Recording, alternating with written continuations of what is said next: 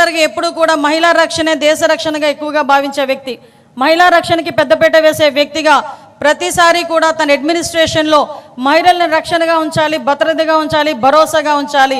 మహిళల ఎంపవర్మెంట్ అన్నది దేశం తాలూకా అభివృద్ధికి సూచికగా నిలుస్తుందని నమ్మిన వ్యక్తిగా గౌరవ ముఖ్యమంత్రి గారు మహిళా రక్షణ దిశగా ముందు అడుగేయడం మనందరికీ కూడా తెలుసు.